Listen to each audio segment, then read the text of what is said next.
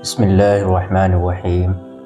وإذ قال ربك للملائكة إني جاعل في الأرض خليفة قالوا أتجعل فيها من يفسد فيها ويسفك الدماء ونحن نسبح بحمدك ونقدس لك قال إني أعلم ما لا تعلمون. صدق الله المولانا العظيم. اللہ رب محمد صلی اللہ علیہ وسلم نحن عباد محمد صلی اللہ علیہ وسلم صلاۃ و سلام علیک یا رسول اللہ علیہ السلام. محترم حضرات، ارشد القادری آفیشیل پر آپ تمامی حضرات کا بہت بہت خیر مقدم. امید ہے آپ تمامی حضرات خیریت و عافیت سے ہوں گے.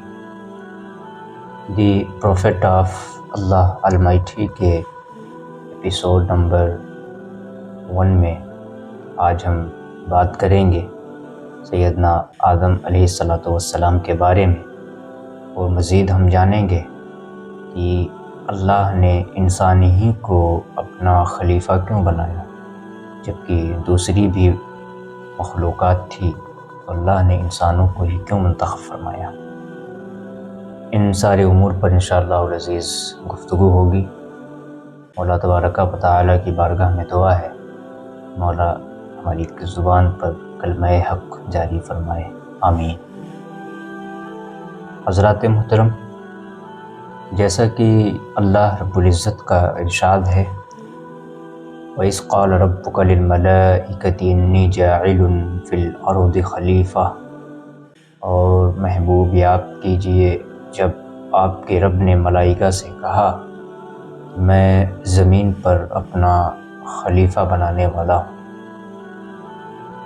تو فرشتوں نے کہا باری تعالیٰ تو ایسے کو اپنا خلیفہ بنائے گا؟ أَتَجْعَلُ فِيهَا مَن يُفْسِدُ فِيهَا وَيَسْفِكُ الدِّمَاءَ، جو زمین پر خون بہائے گی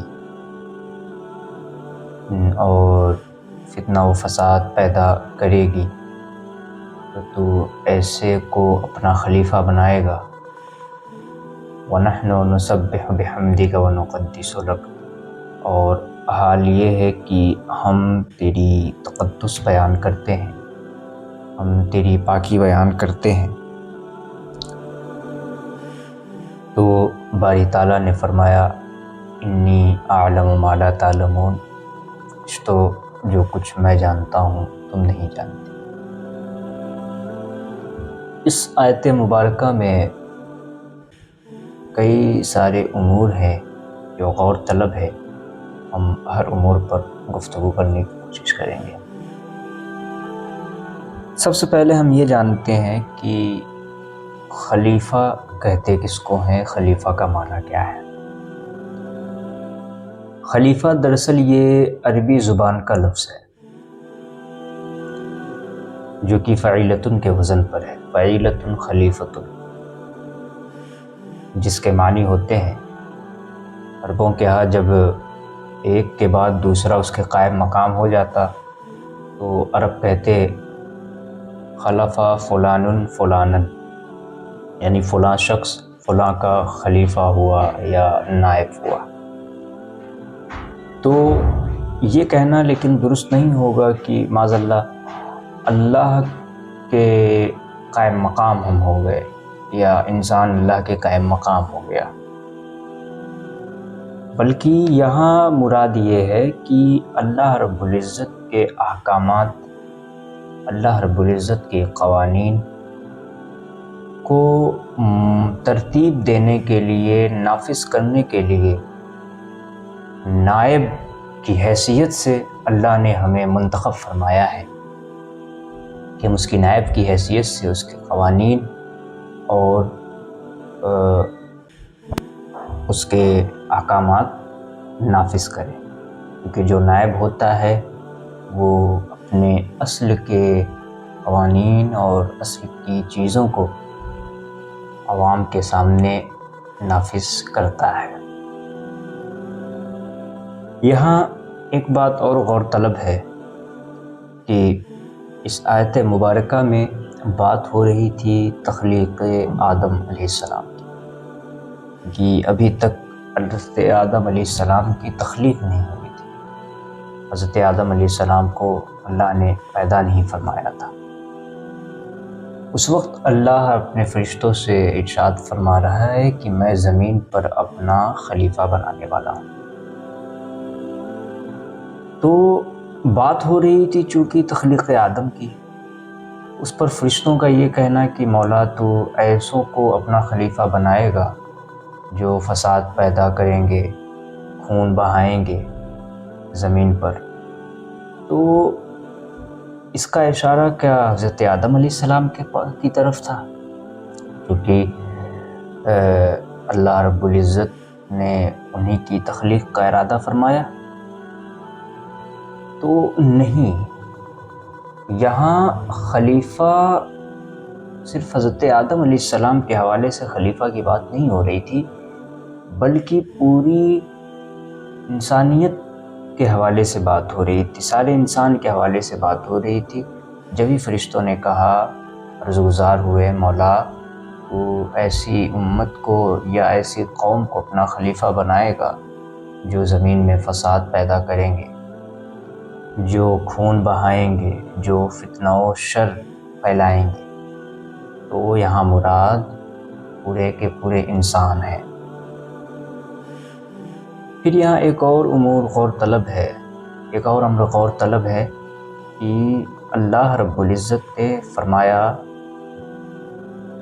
جب خلافت کی بات کہی تو فرشتوں نے ایک چیز اور عرض کی، باری تعالیٰ حال یہ ہے کہ ہم ہی تیری پاکی بیان کرتے ہیں، تسبیح بیان کرتے ہیں. اس پر اللہ رب العزت نے نہ ہی فرشتوں کی تسبیح و تقدس والی بات کی نفی فرمائی اور نہ ہی انسان کے شر اور فتنہ و فساد والی بات کی نفی فرمائی. فرمایا کہ جو کچھ میں جانتا ہوں تم نہیں جانتے، لیکن نفی نہیں فرمائی. مطلب کہ اللہ رب العزت کا نفی نہ کرنا فرشتوں کی دونوں باتوں کا، یہ اس بات پر دال ہے کہ جو بھی فتنہ و فساد، اسی طرح خون ریزی اور اسی طرح شر کے راہ کے مسافر ہوتے ہیں، اللہ کی محبت سے کوسوں دور ہوتے ہیں، ایسے لوگ اللہ کی خلافت کا حق نہیں رکھتے. اور وہیں یہ کہ جو اللہ کی اطاعت اور بندگی کرتے ہیں، اس کی تقدس اور پاکی بیان کرتے ہیں، ہمیشہ اس کے فرامین کے سامنے اپنے سر کو جھکا دیتے ہیں، حق کے راہ کے مسافر ہوتے ہیں، وہی اصل میں اللہ کے نائب اور خلیفہ بنتے ہیں. اچھا، خلیفہ سے مراد حضرت آدم نہیں بلکہ پورے انسان ہیں. یہ بھی قرآن پاک کی دوسری آیات سے ثابت ہے، جیسا کہ ارشاد باری تعالیٰ ہے، بسم اللہ الرحمن الرحیم، انا جعلناک خلیفہ فی الارض فاحکم بین الناس بالحق. مطلب بے شک ہم نے آپ کو زمین میں خلیفہ بنایا ہے، آپ لوگوں کے حق سے فیصلہ کریں، لوگوں کے درمیان حق سے فیصلہ کریں گے. ایک جگہ دوسری آیت مبارکہ میں اللہ کا ارشاد پاک ہے، وَهُوَ الَّذِي جَعَلَكُمْ خَلَائِفَ الْأَرْضِ وَرَفَعَ بَعْضَكُمْ فَوْقَ بَعْضٍ دَرَجَاتٍ لِيَبْلُوَكُمْ فِي مَا آتَاكُمْ إِنَّ رَبَّكَ سَرِيعُ الْعِقَابِ وَإِنَّهُ لَغَفُورٌ رَحِيمٌ. مطلب اللہ کی ہستی تو وہی ہے جس نے تمہیں زمین میں خلیفہ بنایا، جس نے تم سب کو زمین میں خلیفہ بنایا. جعلکم خلائفا، یہاں خطاب انسانوں سے ہو رہا ہے اور جعلکم یعنی کم کی ضمیر لا کر کے گفتگو کی جا رہی ہے، یعنی تم سب کو اللہ نے زمین میں خلیفہ بنایا اور بعض کے بعد پر درجات بلند کیے تاکہ جو کچھ اس نے تمہیں دے رکھا ہے اس میں تمہیں آزمائش کرے. یقیناً آپ کا رب جلد سزا دینے والا ہے اور یقیناً وہ بخشنے والا مہربان ہے. ایک اور جگہ ارشاد باری تعالیٰ بسم اللہ الرحمن الرحیم.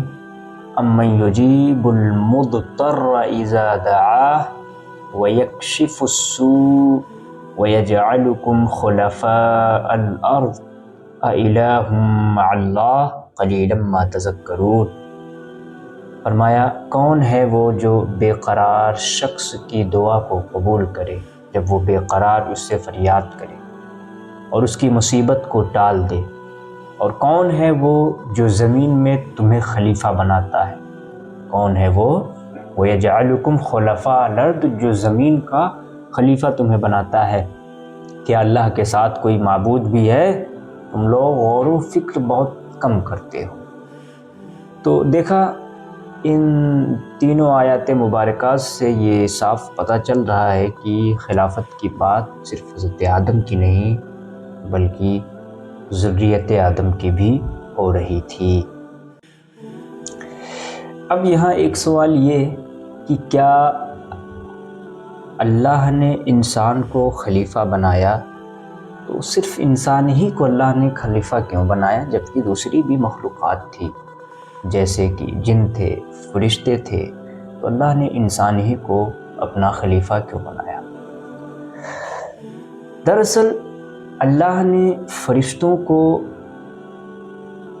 جو چیز دی ہے وہ ہے عقل، اور اللہ نے انہیں نفس سے محروم رکھا، یعنی اللہ نے انہیں نفس نہیں عطا فرمایا. اسی طرح آپ جانوروں کو دیکھیں، جانوروں کو اللہ نے نفس تو دیا ہے لیکن عقل نہیں دیا. وہیں آپ انسان کو دیکھیں تو انسان کو اللہ نے عقل بھی عطا فرمایا، نفس بھی عطا فرمایا، اور انہیں مخیر کر دیا، اختیار دے دیا، شر کی وضاحت فرما دی، حق کی وضاحت فرما دی، صحیح کی وضاحت فرما دی، غلط کی وضاحت فرما دی، اور انہیں اختیار دے دیا کہ اب غلط کی طرف جانا چاہو غلط کی طرف جاؤ، صحیح کی طرف جانا چاہو صحیح کی طرف جاؤ. اب اس کے بندوں میں سے وہ جو اس کی محبت کا حق ادا کرتے ہیں، لاکھ مصیبتیں پریشانیاں آئیں لیکن وہ حق کی راہ کے مسافر ہوتے ہیں، ہمیشہ حق کا دامن پکڑے رہتے ہیں، ہمیشہ اس کی طرف رجوع کرتے ہیں، اس کے فرامین پر عمل کرتے ہیں، اس کی محبت کا جو حق ہے اس کو ادا کرنے کی کوشش کرتے ہیں، تو اللہ رب العزت ایسوں کو اپنا نائب اور خلیفہ بنا لیتا ہے.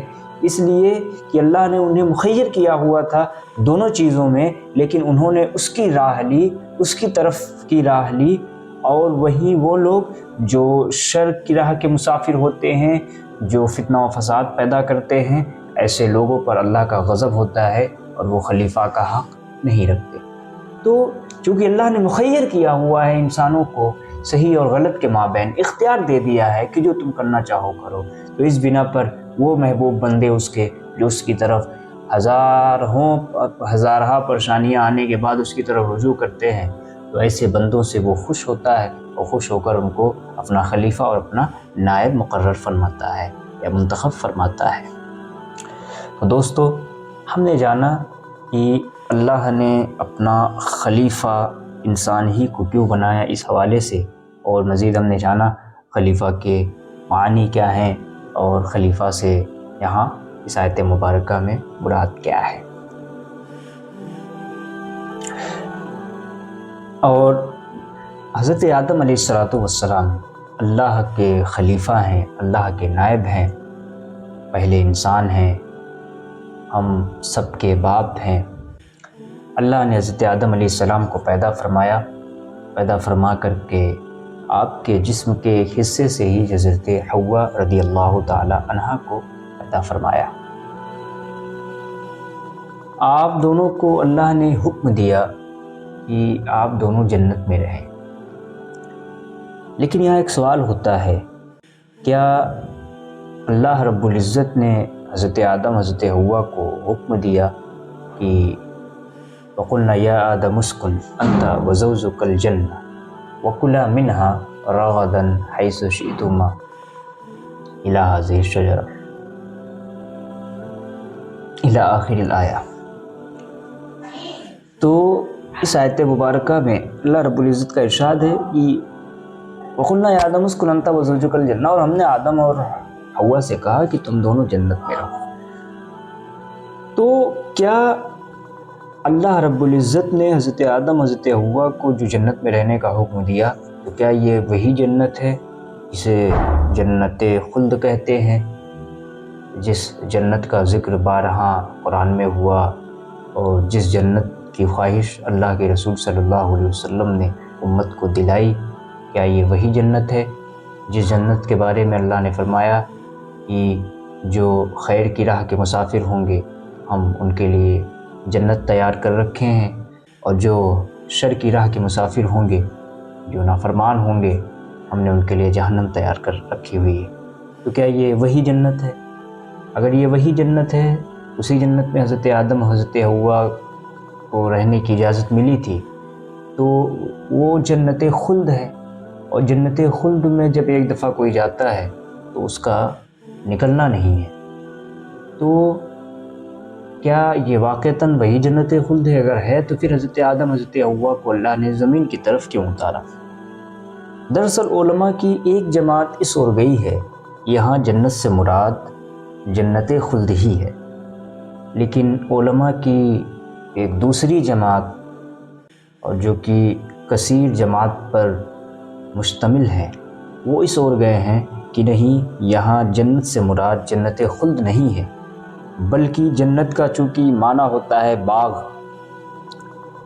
اور قرآن پاک میں بھی جنت کہہ کر کے اللہ رب العزت نے بہت سارے مقامات پر آیات اتاری جہاں جنت سے مراد جنت خلد نہیں، یعنی وہ جنت نہیں جو آخرت میں ایمان والوں کو دی جائے گی، چونکہ اس جنت میں داخل ہونے کے بعد پھر خروج نہیں ہے۔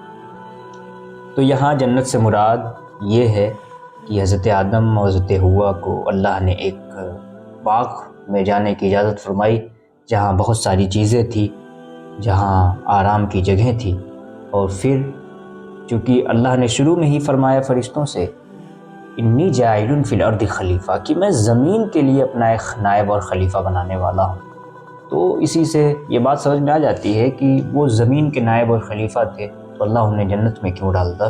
کیونکہ جنت خروج کی جگہ نہیں ہے، یعنی وہاں سے خروج نہیں ہے۔ تو یہاں جنت سے مراد باغ ہے، ایک ایسا باغ جہاں ہر طرح کی چیزیں موجود تھیں، جیسا کہ اللہ نے قرآن مقدسہ میں بہت سارے مقامات پر جنت کہہ کر کے ارشاد فرمایا، لیکن وہاں جنت سے مراد جنت آخرت نہیں، بلکہ کبھی یہ دنیا مراد تھی، کبھی جنت سے مراد کوئی باغیچہ مراد تھا، تو اس طرح سے اللہ نے ذکر فرمایا۔ تو یہاں جنت سے مراد جنت آخرت نہیں، بلکہ ایک جنت ہے جہاں تمام طرح کی چیزیں اللہ نے سکون کی، رہائش کی پیدا فرما رکھی تھی۔ پھر اللہ رب العزت نے کسی حکمت کے تحت حضرت آدم علیہ السلام و حضرت حوا کو زمین کی طرف اتارا، اور ایک لمبی مدت کے بعد دونوں کی ملاقات ہوئی، اور پھر دونوں سے ذریتیں ہونا شروع ہوئی، اولادیں ہونا شروع ہوئی، اور آج ہم یا قیامت تک جتنے بھی لوگ آئیں گے یا جتنے بھی لوگ آ چکے ہیں، سب کے سب حضرت آدم علیہ السلام کی ذریت سے ہیں۔ پھر تقریباً 1000 سال یا 900 کچھ سال حضرت آدم علیہ السلام کو ملے، اس کے بعد آپ منتقل الی اللہ ہوئے، یا حق کی راہ کے مسافر بن کر اللہ کے لائے ہوئے احکامات کو نافذ کر کے آپ منتقل الی اللہ ہوئے۔ دوستان محترم، ہم نے جانا کہ خلیفہ کا فلسفہ کیا ہے، اور اسی طرح حضرت آدم علیہ السلام کو اللہ نے پیدا فرمایا، اور ہم سب انہی کی ذریت سے ہیں، اور حضرت آدم علیہ السلام بھی اللہ کے لائے ہوئے دین کو نافذ آپ نے فرمایا، اور اسی طرح جتنے بھی انبیاء آئے وہ بھی اللہ ہی کے دین کو نافذ انہوں نے کیا، اللہ کے احکامات کو نافذ کیا۔ اور ساتھ میں ہم نے جانا کہ ہم سب خلیفہ کا حق رکھتے ہیں، لیکن جب ہم اللہ کے اس کی جو محبت کا حق ہے اس کو ہم ادا کریں، تب ہم بھی اللہ کے نائب اور خلیفہ بننے کا حق رکھتے ہیں۔ مولا تبارک و تعالیٰ کی بارگاہ میں دعا ہے مولا تبارک و تعالیٰ اس میں کسی بھی قسم کی کوئی غلطی ہو تو اس کو اپنی بارگاہ میں معاف فرمائے، اور ان تمام چیزوں کو اپنی بارگاہ میں محمود فرمائے، اور یہ ہم سب کے علم میں اضافے کا سبب بنے۔ انشاءاللہ العزیز ملتے ہیں پھر اگلے کسی دوسرے موضوع کے ساتھ۔ تب تک کے لیے آپ اپنا خیال رکھیں۔ مع السلام ورحمۃ اللہ وبرکاتہ۔ بسم اللہ الرحمن الرحیم۔